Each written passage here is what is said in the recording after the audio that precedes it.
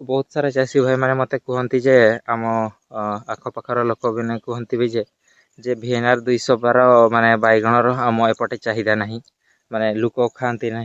तो मु गोटे कथा कहवाई देखु लुक सबू खाइबे माने सबू नेबे माने आपण ठीक समय ताकू बाहर करंतु आउ थरे सार कि जो विटामिन दे देले फल गुडी को सांगे सांगे बड़ हो जिवो गोटे सप्ताह भितर बिक्री पाई रेडी हो जिवो। तो देखंतु मु कोनोसी एथिरे लगे नाही।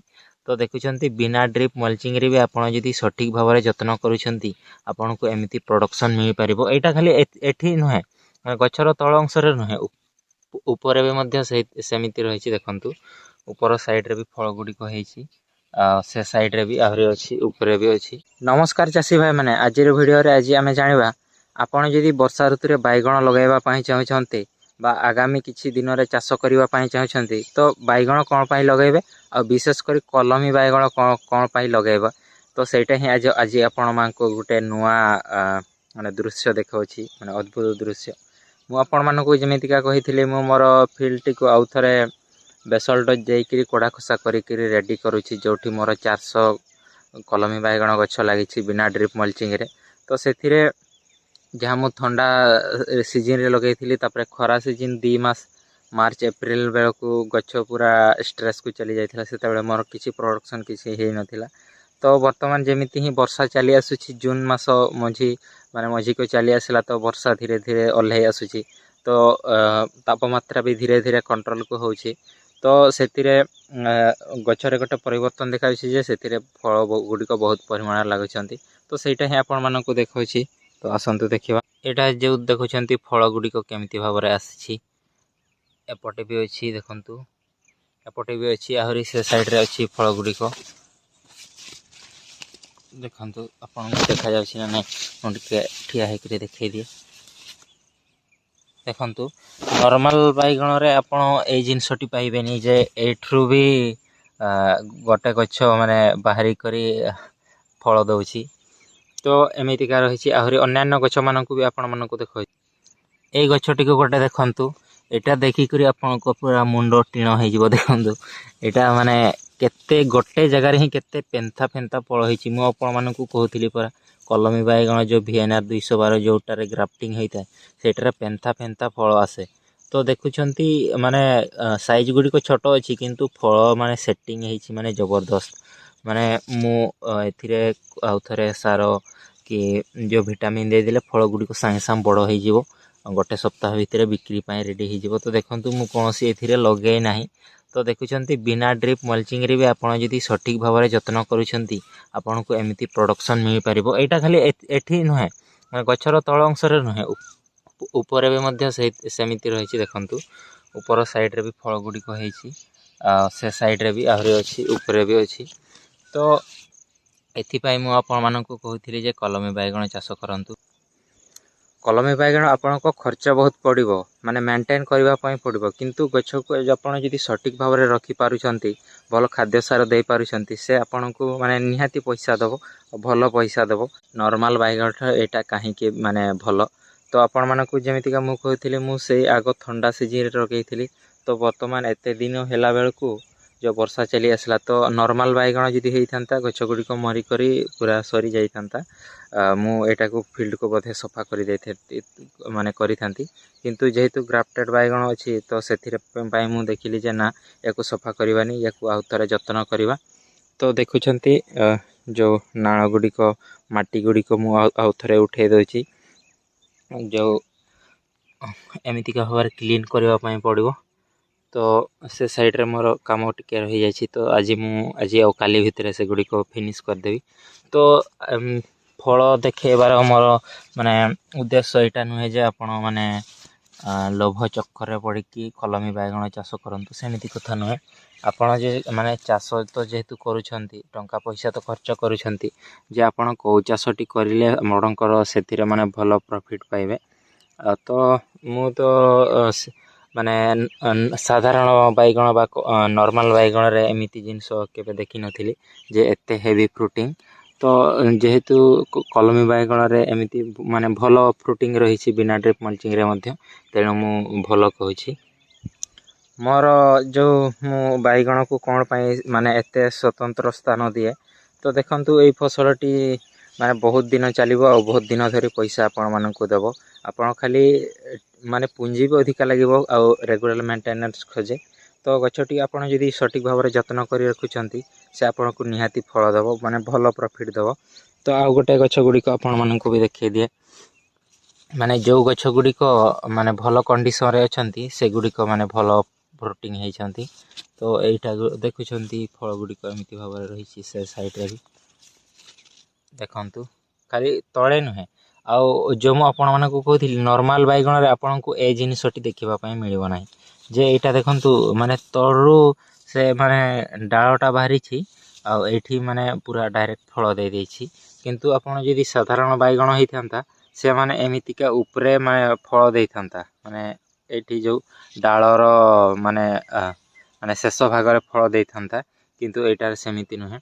ଇଏ ତଳରୁ ବି ଆଉ ଥରେ ବ୍ରାଞ୍ଚିଂ ଛାଡ଼ିବ, ଯାହାଫଳରେ ସେ ନୂଆ ନୂଆ ଫଳ ଦେବ।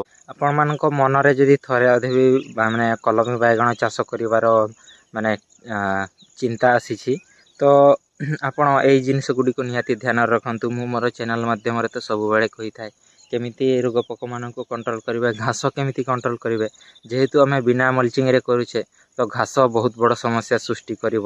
ଯାହାଫଳରେ ମାନେ ଘାସକୁ କେମିତି କଣ୍ଟ୍ରୋଲ୍ କରିବେ, ସେ ବିଷୟରେ ହିଁ ମୁଁ ଭିଡ଼ିଓ ଆଣିଥାଏ। ମୁଁ କୌଣସି ବଡ଼ ଚାଷୀ ନୁହେଁ କି ଏକର ଚାଷ କରେ ନାହିଁ। ଛୋଟ ଚାଷୀଟିଏ ଆଉ ଛୋଟ ଜାଗାରେ ଚାଷ କରିଛି।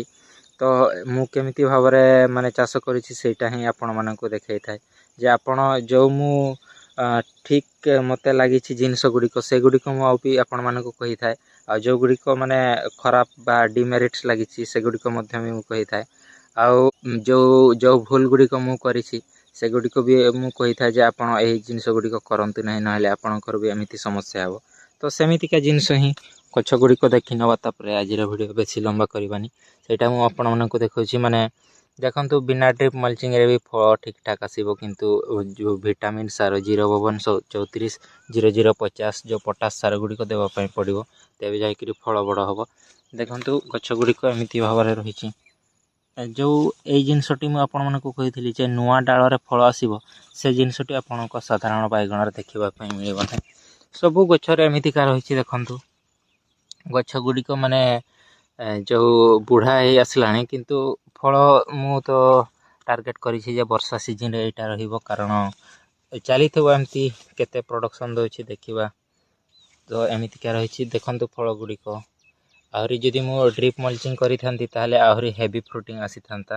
ସବୁ ଗଛ ସେମିତିକା। ବର୍ତ୍ତମାନ ଯେଉଁ ମାନେ କଲମୀ ବାଇଗଣ, ମୁଁ ଗୋଟେ ଜିନିଷ ଦେଖିଲି ଯେ ମାନେ ଟେମ୍ପରେଚର୍ ଯଦି ଭଲ ରହୁଛି ନା, ମାନେ ଜଳବାୟୁ ଯଦି ଭଲ ରହୁଛି, ସେ ଅଟୋମେଟିକ୍ ଭଲ ପ୍ରଡ଼କ୍ସନ୍ ଦେବ। ମାନେ ଗଛ ଷ୍ଟ୍ରେସ୍କୁ ମାନେ ନ ଯିବା ଦରକାର। ମାନେ ସେ ଯଦି ମାନେ ଖୁସିର ମାହୋଲରେ ରହୁଛି, ତାହେଲେ ସେ ଭଲ ମାନେ ନିହାତି ଭଲ ପ୍ରଡ଼କ୍ସନ୍ ଦେବ। ତ ଦେଖନ୍ତୁ, ଯେଉଁ ତଳ ଅଂଶରେ ବି ଆଉ ଉପର ଅଂଶରେ ବି ଫଳ ଗୁଡ଼ିକ ଆସୁଛି। ତ ବହୁତ ବେଶୀ ତ ଫଳ ଆସୁନାହିଁ, କିନ୍ତୁ ଠିକ୍ ଠାକ୍ ଅଛି। ଗଛ ଭର୍ତ୍ତି ଫଳ ଆସୁଛି, ସେମିତି କଥା ନୁହେଁ। କମ୍ କମ୍ ଆସୁଛି, କିନ୍ତୁ ଠିକ୍ ଠାକ୍ ଅଛି। ଏମିତି ହିଁ ଚାଲିଥାଉ, ମୁଁ ଆଶା କରିବି। କାରଣ ମୁଁ ଯେହେତୁ ବର୍ଷା ଋତୁ ପାଇଁ ଏଇଟାକୁ ରଖିବା ପାଇଁ ଚାହୁଁଛି।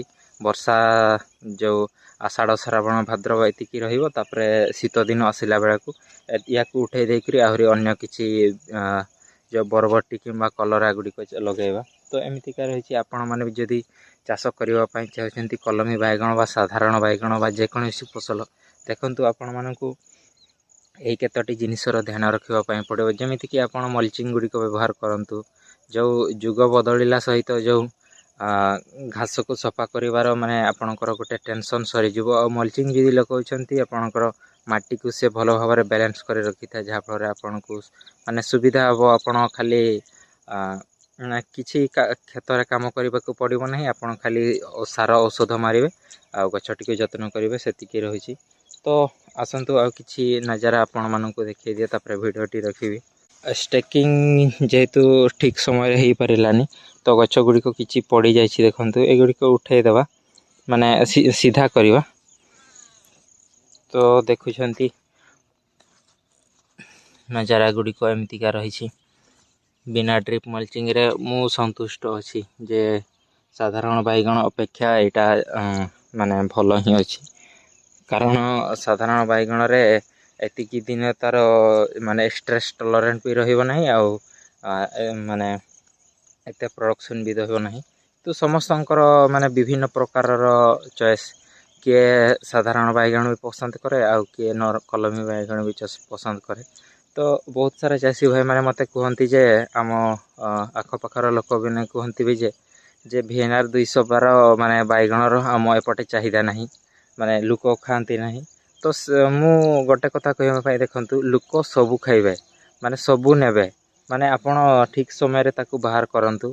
ଯେ ବର୍ତ୍ତମାନ ସମୟରେ ଆପଣମାନେ ଦେଖିବେ, ବର୍ଷା ସିଜନ୍ ଆସିଲା ବେଳକୁ ନିହାତି 30, 40, 50 ଟଙ୍କା ବାଇଗଣ ରେଟ୍ ଚାଲିବ। ତ ସେଥିରେ ଆପଣଙ୍କର ଯଦି ଯେମିତିକା ବାଇଗଣ ହଉ, ମାନେ କଳା ହଉ କି ଧଳା ହଉ, ଲମ୍ବା ହଉ କି ଗୋଲ ହଉ, ଆପଣ ଯଦି ମାନେ 30 ଟଙ୍କା ସେମାନେ ବିକ୍ରି କରୁଛନ୍ତି, ତ ଏଇ ବାଇଗଣ ତ ନିହାତି 25 ଟଙ୍କା ଯିବ। ତ ସେମିତିକା ରହିଛି, ମାନେ ମାଲ କୌଣସି କିଛି ବେକାର ହେବ ନାହିଁ। ଯେ ବହୁତ ସାରା ମାନେ ଲୋକମାନେ ବି ମୋତେ କହିଥାନ୍ତି ଯେ VNR 212 ବାଇଗଣ, ବଡ଼ ବଡ଼ ବାଇଗଣ କେହି ଖାଇବେ ନାହିଁ।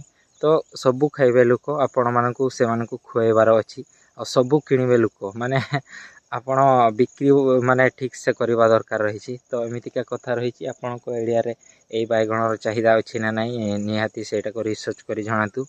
ଆଉ ଯଦି ଆପଣମାନେ ଜାଣିପାରୁ ନୂଆ ଚାଷୀ, ଯେ ଆପଣମାନେ ଜାଣିପାରୁନାହାନ୍ତି ଯେ କେଉଁ ବାଇଗଣ ଲଗାଇବା, ତ ଆପଣମାନଙ୍କୁ କହିବି, ମାନେ ସବୁଠାରୁ ଭଲ ଶ୍ରୀମା ସିଡ୍ସର ବ୍ଲୁ ଷ୍ଟାର୍। ସେଇ ବାଇଗଣଟି ମାନେ ବହୁତ ଦିନରୁ ମାନେ ସେଇଟା ମାନେ ଆମ ଓଡ଼ିଶାରେ, ଆମ ଲୋକାଲ୍ ଏରିଆରେ ବହୁତ ସମୟରୁ ଚାଲି ଆସୁଛି। ତାକୁ ଲୋକମାନେ ନିହାତି ପସନ୍ଦ କରିବେ।